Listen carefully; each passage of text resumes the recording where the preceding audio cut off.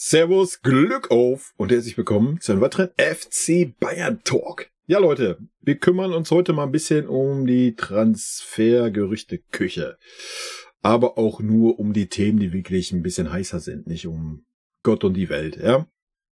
Im Einzelnen natürlich auf der Zugangsseite Declan Rice, der sich ja schon lange hält, der Name, und Dusan Vlahovic, der ja auch es angeblich ja schon Verhandlungen gibt, sei mal dahingestellt. Ich habe mir beide Spieler mal so ein bisschen angeguckt. Ist natürlich immer schwer zu beurteilen, wenn man sich nicht die Spiele anguckt. Ja, ich habe mir so Best-of-Videos reingezogen auf YouTube, so von beiden jeweils so eine halbe Stunde. Da sieht man ja schon ein bisschen was und wir werden mal einen Blick auf die eine oder andere Statistik von den beiden werfen und dann werden wir uns mal um die Gerüchte in der Abwehr kümmern. So offensiv gibt's ja relativ wenig Gerüchte, was Abgänge anbelangt. Ja, aber in der Abwehr geht's ja gerade richtig rund bei uns, wa? Also, erstmal meine Meinung zu Declan Rice. Ich würde sagen, damit steigen wir mal rein am besten. Ich würde sagen, gucken wir uns erstmal ein paar Statistiken an. Also, der Junge ist 24, Geburtsort London, Nationalität England, Position defensives Mittelfeld. Also genau das, was uns fehlt. Was man hier ganz eindrucksvoll sieht, ja, guckt euch die letzten 4 Jahre an, 38 Spiele, 32 Spiele, 36 Spiele, 37 Spiele. Also ein Typ, der irgendwie relativ selten verletzt ist. Ja.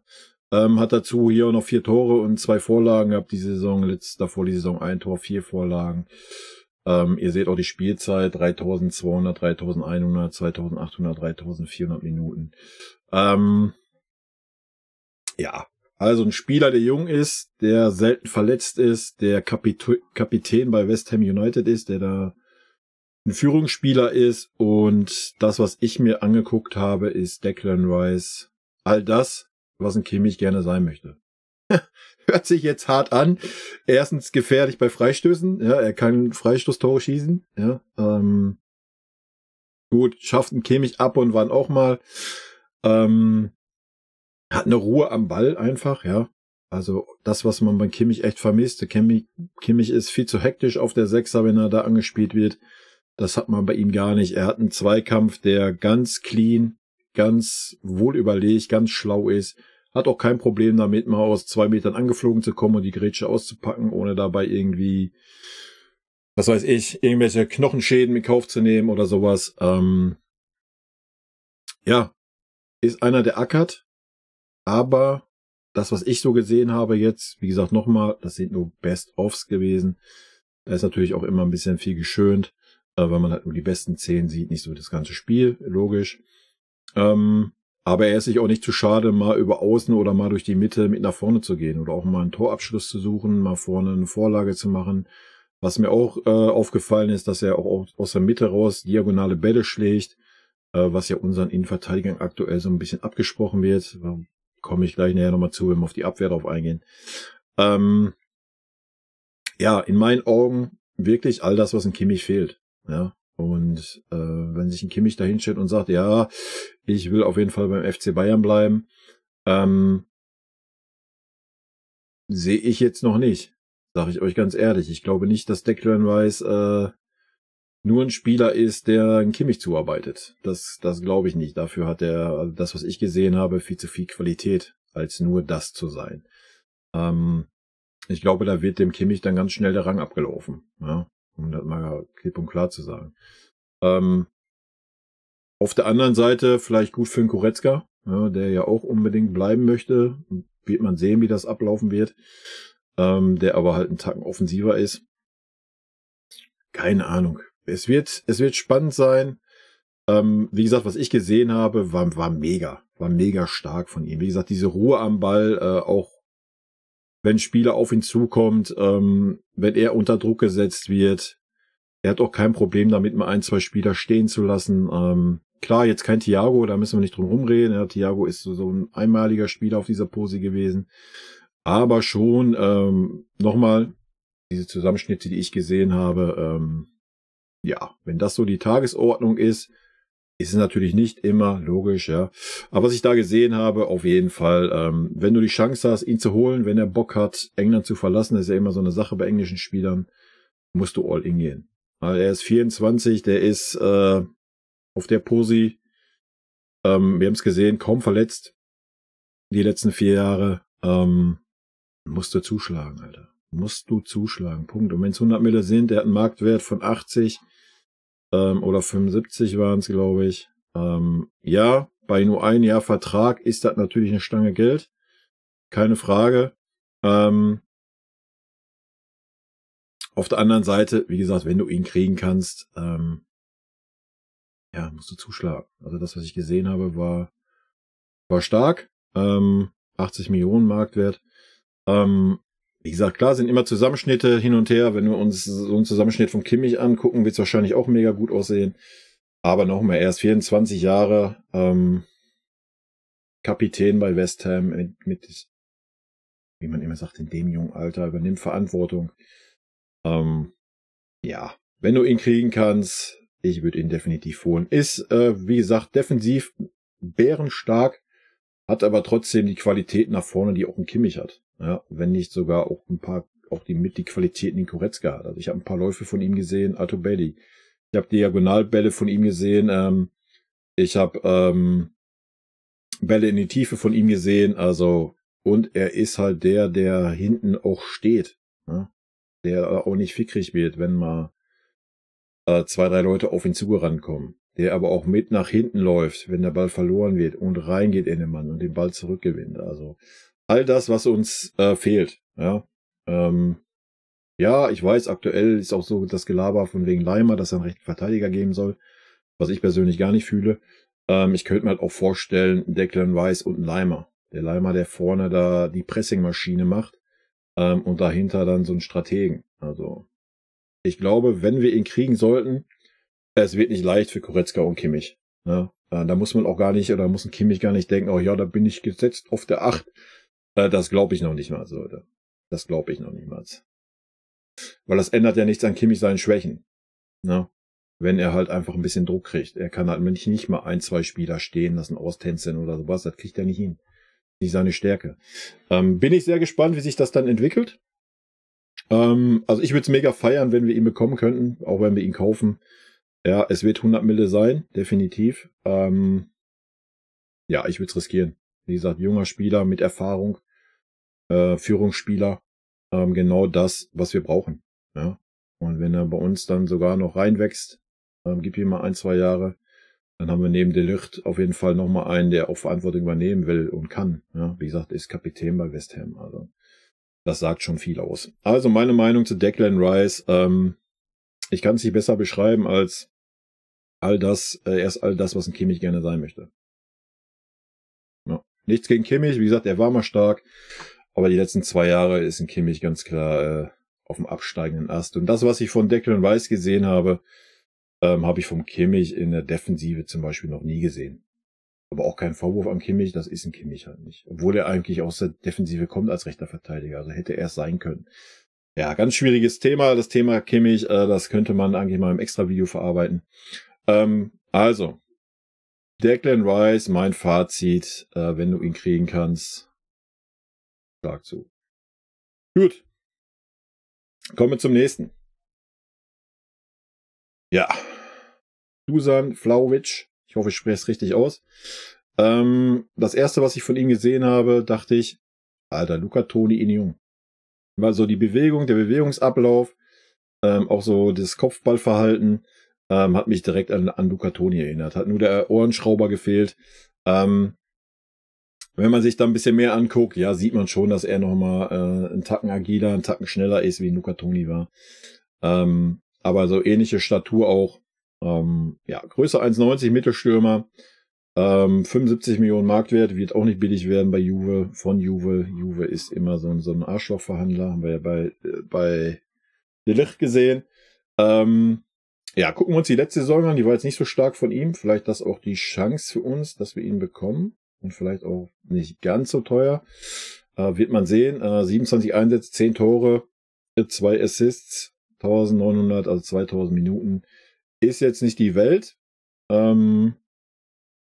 Aber um sein Potenzial vielleicht mal zu sehen, gucken wir einfach mal in die letzte Saison. Da hat er 36 Spiele gehabt, 24 Tore und 5 Vorlagen für Juve und Florenz bei 2800 Minuten. Das zeigt schon sein Potenzial. Auch dann nochmal ein Jahr zurück, 37 Spiele in der Serie A, 21 Tore, 2 Vorlagen. Also er ist schon ein Spieler, der 20 Tore machen kann. Ja, was ich da gesehen habe, wie gesagt, hat mich so schon kurzzeitig so ein bisschen an Luca Toni erinnert, dann teilweise auch so ein bisschen an Mandzukic, auch einer, der ackert. Ja, ich habe ihn so gar nicht so auf dem Schirm gehabt. Hat mir auch, wie gesagt, auch hier ist immer schwierig aus so einer halben Stunde Highlights. Das sind halt die Highlights von dem jeweiligen Spieler. Was man da gesehen hat, ja, genau das, was uns abgeht. Er ist ein Spieler, Rücken zum Tor, Ball halten, Kopfball stark, 1,90 groß, körperlich betont, aber auch schnell, ja, was ich gesehen habe. So, was man gesehen hat, finde ich zu schade, was auch das Laufen anbelangt, ja, nicht einer, der dann auch so rumsteht. Wie wir gesehen haben, toremäßig um die 20 Tore in der Serie A. Ja, wenn er zu uns kommt und bei uns vielleicht nochmal eine Entwicklung macht, ja, wer weiß, ja, wo der Weg hingeht. Auch er, um das mal klar zu sagen, ist 23, Leute. Auch da ist es eine Investition in die Zukunft, ja. Und er bringt Erfahrung mit, international wie Serie A, wir haben es gesehen. Auch da, wenn du ihn kriegen kannst, wie gesagt, 23, Leute, dann hast du Ruhe auf dieser Posi. Ja? Wenn du so spielen möchtest mit so einem richtigen Levi 2.0, also einen richtigen Turm da vorne drin, dann ist er der Mann der Wahl. Ja? Also ich denke, er könnte sehr, sehr gut passen bei uns. Ist auf jeden Fall genau das, was wir diese Saison verloren haben. Die Frage ist, möchten wir mit dieser Art Stürmer in der Zukunft spielen? Ja, was ich definitiv begrüßen würde. Ja, wir haben das ausprobiert, das Experiment. Ich war da auch von angetan, zu sagen, wir spielen ohne klare Neun. Wir spielen mit so einer hängenden Neun und was weiß ich für eine Neun, eine falsche, eine dreieckige und hast du nicht gesehen, Neun. Hat man gesehen, was uns einfach in bestimmten Spielen abgeht. Ja, wenn der Gegner tief steht, wie Freiburg, neben Hoffenheim und so weiter und so fort, alles, was sich hinten reinmauert, dann hast du da einen Gnabry, der gegen 2 Brocken von Innenverteidiger steht, oder ein Mané oder ein Müller, was alles keine Zweikampfwunder sind, alle keine körperbetonten Spieler. Da werden keine Lücken gerissen, gar nichts. Ja, das ging uns komplett ab. Wir brauchen einfach so einen Turm. Wir brauchen so einen Turm. So Luca Toni, Mandzukic, Levi Mischung, so würde ich ihn bezeichnen, das, was ich gesehen habe. Nochmal, ich kann es nicht wirklich gut beurteilen, bevor der Spieler nicht bei uns ist und ich ein paar Spiele sehe. Ja, wie gesagt, ich sehe so ein Best-of. Ich bin keiner, der sich Juve reingezogen hat. Ich bin auch keiner bei Declan Rice, der sich West Ham reingezogen hat. Aber auch was man so an Stimmen hört, was man so liest, deckt sich das schon mit diesen Zusammenschnitten, die ich da gesehen habe. Und auch da würde ich sagen, ja, passt. Wenn wir diese Spielweise wollen, wie wir sie hatten über Jahre, natürlich viel, viel besser als ein Kolomoyani. Ja, der ist für mich kein richtiger Neuner, Alter. Ja, das ist wieder so einer, der drumherum wirbelt, so ein Tell halt vielleicht 1, 2 Jahre weiter, weil er die Spielzeit gekriegt hat, die er benötigt hat, ja. Aber das ist kein Turm. Ja, das muss man ganz klar so sagen. Ist halt die Frage, was wir wollen bei uns. Wenn wir wieder so einen richtigen klassischen Neuner wollen, der Rücken zum Tor, der ackert, der macht, der aber auch kaltschnäuzig ist und die Tore macht, der Kopfballtore machen kann. Wir haben starke Außenspieler. Vielleicht kriegen wir dann mal wieder ein bisschen Flankenspiel bei uns hin. Dann ist ja unser Mann, Alter. Da musst du auch da versuchen, All-In zu gehen. Wie gesagt, ist bei Juve nie so richtig warm geworden. Das ist der Vorteil für uns. Juve ist aber trotzdem immer ein harter Verhandlungspartner. Ich denke, unter 70, 80 Mille wird da nichts gehen. Aber, so, gehen wir mal vom schlimmsten Fall aus. Wir holen beide 180 Millionen. Also mein Urteil, definitiv, wollen wir mit richtigen Neuner spielen, was ich persönlich begrüßen würde, und du die Chance hast, ihn zu verpflichten, verpflichte ihn. Ja, nochmal, 23, Declan Rice 24. Du hast keine Sorgen mehr. Du hast 2 wichtige Positionen abgedeckt und hast die nächsten, wenn alles gut läuft, 8 Jahre keine Sorgen. 9 Jahre, wenn die Jungs bei uns bleiben wollen, glücklich sind. Ja, bis 32 kannst du mal rechnen. Also ist eine Investition auf lange Sicht. Na klar, aber dann lohnt es sich auch, diese Ablöse rauszupacken. Und nochmal, ich traue dem Vlahovic schon den nächsten Schritt zu. Ja? Levi war auch nicht sofort die Maschine, die er dann geworden ist. Ja? Also von daher, ja, für mich beide hier Daumen nach oben, Kaufempfehlung. Damit kommen wir zu den Abgängen. Erstmal natürlich haben wir Mané. Ja, ich denke, gerade wenn man Vlahovic bekommen kann, ist ja, wurden ja auch schon wilde Gerüchte im Tausch mit Mané und dann 50 Mille oder was weiß ich was. Wenn man das irgendwie hinkriegt, es geht da ja natürlich auch um die Ablöse, die man ein bisschen drückt, aber in erster Linie natürlich um die über 20 Millionen Gehalt, die man einspart für den Sadio Mané. Ja. Ich möchte Mané gar nicht abstreiten, dass er nächste Saison bei uns vielleicht noch mal ein bisschen durchstartet. Möchte ich gar nicht abstreiten. Er ist aber auch 31, Alter. Ja. Wenn du ihn jetzt noch mal los wirst, tu es bitte einfach. Ja, es wird schwer genug, ihn irgendwie loszuwerden. Aber wer weiß. Die Frage ist, ob der Spieler gehen möchte. Das ist so das Problem bei unseren. Die weg sollen, wollen nicht, weil sie sehr, sehr gut verdienen. Und die bleiben sollen, die wollen weg. Aber wie gesagt, das wären 180 Mille, die man investieren muss. Meines Erachtens nach, aber die kann man halt auf der anderen Seite auch wieder reinholen. Ja? Oder zumindest zum großen Teil wieder reinholen. Wie gesagt, man kann Mané auf jeden Fall verkaufen. Wir werden ja sowieso einiges an Gehälter einsparen.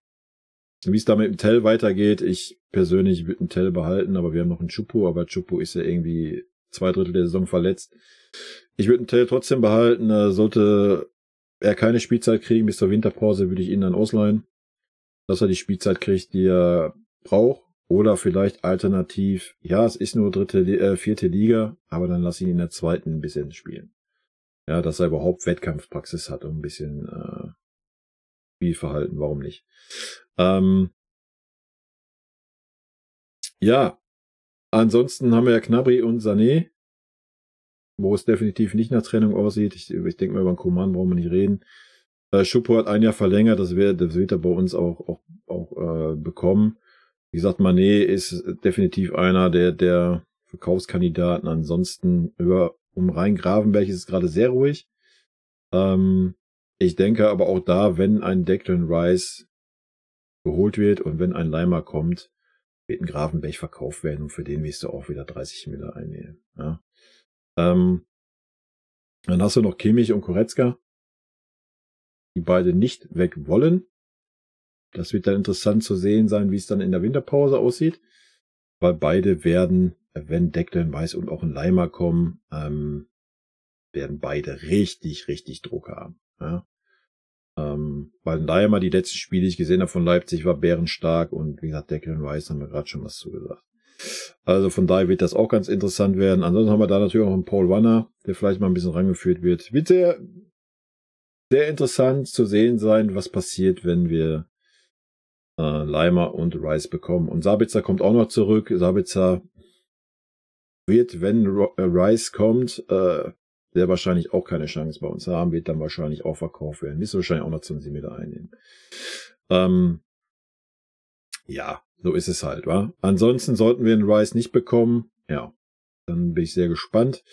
Ansonsten gibt's ja noch Guerrero von Dortmund, ablösefrei. Wenn du den bekommen kannst, ja, musst du ihn auch holen. Ja. Kann auch defensives Mittelfeld spielen, kann auch Außenverteidiger spielen. Also von daher, und damit kommen wir doch schon, musst du ihn nehmen, ja, definitiv. Er war mal richtig stark in Dortmund. Die jetzige Saison weiß ich nicht, ob er in Dortmund noch irgendwie groß eine Rolle gespielt hat. Müsste ich mir auch Statistiken angucken, kann ich ja mal eben nebenbei aufmachen. Aber wie gesagt, wenn du ihn ablösefrei kriegen kannst, hat gar nichts jetzt damit was zu tun, irgendwie Dortmund einen reinzudrücken für einen Süder oder sowas. Völliger Schwachsinn. Es geht einfach darum, dass wir einige Abgänge auf der Abwehrseite haben werden, wo wir gleich mal ein bisschen kurz reingucken werden. Guerrero hat gemacht, so, warte. Leistungsdaten nach Wettbewerb. Marktwert 20 Mille. Alter, diese Werbung auf der Seite, die ist so penetrant, Alter. Gut. Raphael, 29. Ja, wie gesagt, wenn du einen ablösefrei kriegst für ein Gehalt, was okay ist, und nicht noch irgendwie da 20 Mille Handgeld reinbuttern musst in so einen Spieler, ja, alles gut. Kann er noch gerne 2 Jahre bei uns sein als irgendein Backup. Position linker Verteidiger, oder defensives Mittelfeld. Also er hat sogar 27 Spiele gemacht für Dortmund, 2200 Minuten, also jetzt gar nicht so wenig. 4 Tore, 12 Vorlagen oder was? Ja, das ist ja schon ein starker Wert, Alter. Ja, dann brauchst du eigentlich gar nicht überlegen, Alter. Wenn du ihn ablösefrei kriegen kannst, da brauchst du nicht überlegen, ja. Also, ganz ehrlich. Aber dann wirst du wahrscheinlich auch ein gewisses Handgeld fließen. Trotzdem, 29, beste Fußballer-Alter, hat noch auf jeden Fall 2, 3 Jährchen. Ja. Da kommen wir nämlich auch schon zu den nächsten Geschichten. Also, was gibt es aktuell für Abgangsgerüchte? Pavard, Cancelo, obwohl er auch noch mal kurz aufflammte, vielleicht für 40 Mille zu haben. Hernandez, Bruna Sarr, Mazraoui, selbst Afonso Davies, irgendwie mit Real Madrid in Verbindung gebracht. Ja, dann hast du noch Upper und De Ligt. Das sind Blind wird ja nicht verlängert und Stani. Dann hast du 3 Abwehrleute. Also dann muss sich da einiges tun. Fangen wir an. Bouna Sarr, denke ich, kein Verlust. Blind, ja, ein bisschen schade, dass er so wenig Einsatzzeit gekriegt hat. Könnte man sogar überlegen, wenn die wirklich alle gehen sollten, vielleicht ihn noch mal ein Jahr zu geben als Backup, als erfahrenen Haudegen dabei zu behalten, warum nicht? Ja, wenn Mazraoui unzufrieden ist und gehen möchte, habe ich persönlich da kein Problem mit.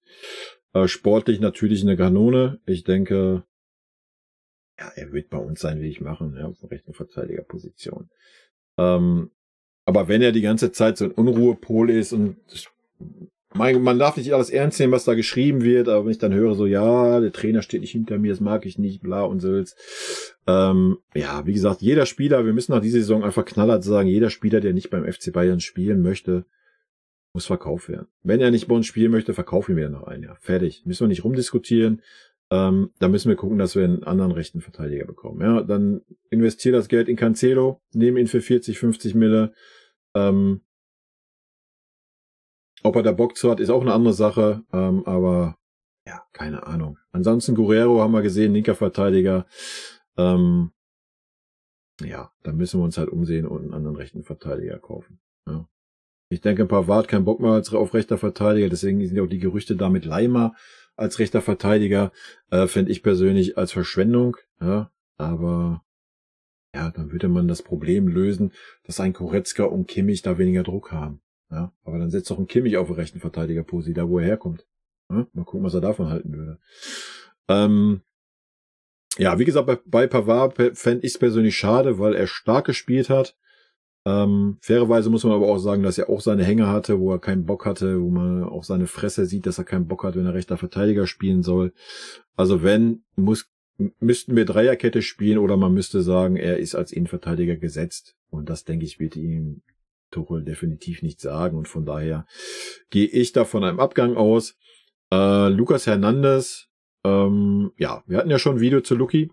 Habe ich gesagt, ich würde seine Verlängerung begrüßen. Ich habe auch da gesagt, es ist zu früh, da irgendwas zu verkünden. Ne? Habe ich natürlich mal wieder recht gehabt. Ja, wenn Paris da jetzt ran möchte, sage ich euch ganz ehrlich, ja, dann musst du ihn auch ziehen lassen. Wenn wir da 50, 60 Mille kriegen, ja, wir haben damals 80 bezahlt, er verdient ein Schweinegeld bei uns vom Gehalt her, spielt meistens so 1/3 der Spiele. Natürlich vom Typ her, vom Einsatz auf dem Feld, absolut Musterprofi. Ja. Absolut. Ja, wird uns natürlich abgehen. Auf der anderen Seite würdest du jetzt halt noch das Geld bekommen. Wer weiß, wie es in 1, 2 Jahren ausschaut. Ja, und die Frage ist, wie viele Spiele macht er, wenn er bleibt? Wieder nur 1/3 der Saison.